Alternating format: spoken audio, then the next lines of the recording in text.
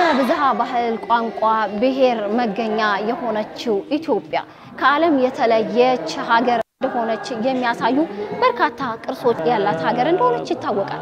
ታዲያ ከነዚህ ውስጥ ደግሞ የራሷ የሆነ የቀን መቁጠሪያና መግባቢያ ያላት ሀገር መሆኗ አንዱ ነው። እንግዲህ ከራሷ መግባቢያዎች አንዱ ከአማርኛ ቋንቋ በጎን ለጎን በጣም ጥንታዊ የሆነ ቋንቋ የነበራት ሀገር ናት። እሱም ግዕዝ ነው። ግዕዝ እንግዲህ በጥንታውያን አባቶቻችን ዘንድ እንደ መግባቢያ እንደ ስራ ቋንቋ ይቆጠር የነበረ ቋንቋ ነው።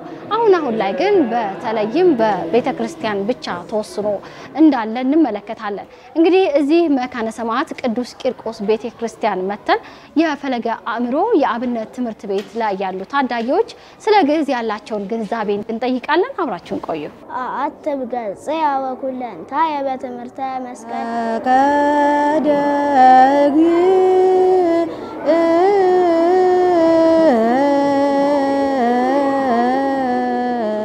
ስለ ግዕዝ ትምህርት ያው ከመጀመሪያ በፊት ምንም ማውቀው ነገር የለኝም ነበር። አሁን ከጀመርኩ በኋላ ያው የማወቅ እድሉም እየሰፋ ነው። እኔ የግዕዝ ቋንቋ የኦርቶዶክስ ተዋሕዶ ቤተክርስቲያን ብቻ ነበር የሚመስለኝ።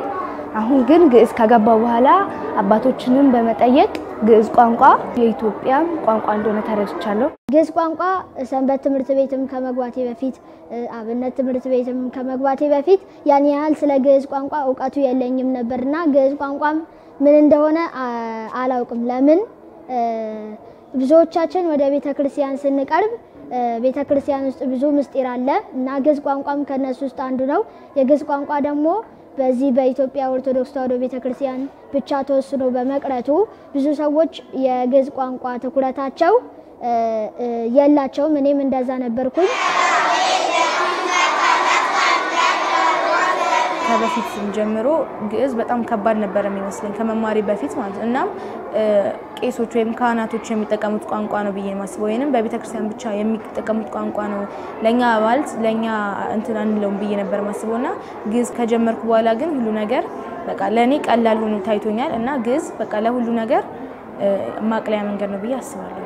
ግዕዝ ማለት መሰረት ማለት ነው። ትውልዱ በአሁኑ ሰዓት ላይ በከተማ አብነት ትምህርት በመከፈቱ አዲስ ሁለተኛ ትውልድ ተወልዷል ነው የምለው።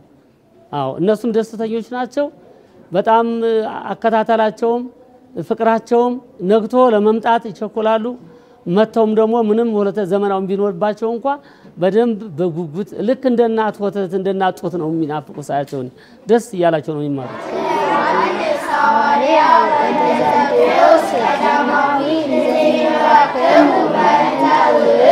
አሁን የግዕዝ ትምህርት በዚህ በከተሞች አካባቢ በመሰጠቱ ለዓለማዊ ትምህርት በተለየ ማስተዋወስ ችሎታቸው እንዲጨምርና በግዕዝ መግባባት እንዲችሉ እንደተጠቀማቸው ነው የገለጹልን። በዓለማዊ ትምህርት ቤት እዚህ በመንማረው እዚህ ስንማር በቃል የምንማራቸው ማለት በመጽሐፍ የምንማራቸው አሉ።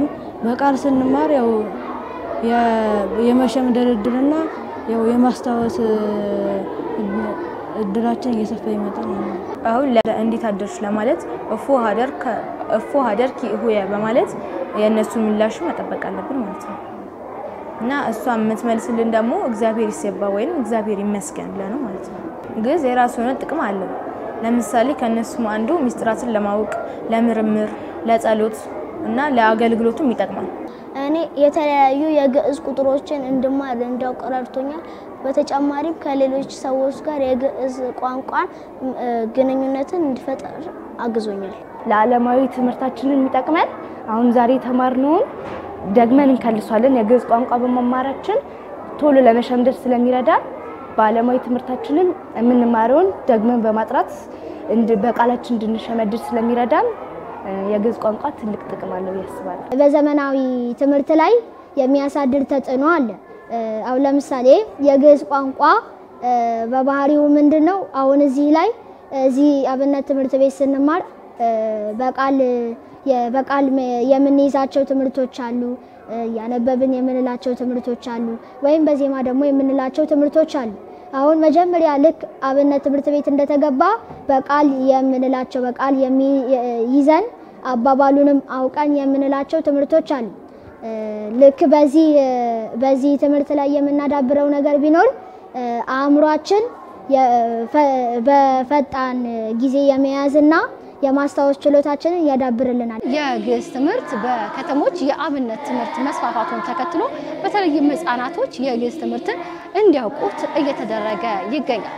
ሆኖም ግን ግዕዝ የኢትዮጵያ ኦርቶዶክስ ተዋሕዶ ቤተክርስቲያን ብቻም ሳይሆን የኢትዮጵያ አንዱ ቅርስ የሆነ አንዱ የመግባቢያ ቋንቋ መሆኑ ታውቆ በተለያዩ ትምህርት ቤቶችም መስፋፋት እንዳለበት ነው እንግዲህ ያነጋገርናቸው ታዳጊዎች የገለጹልን።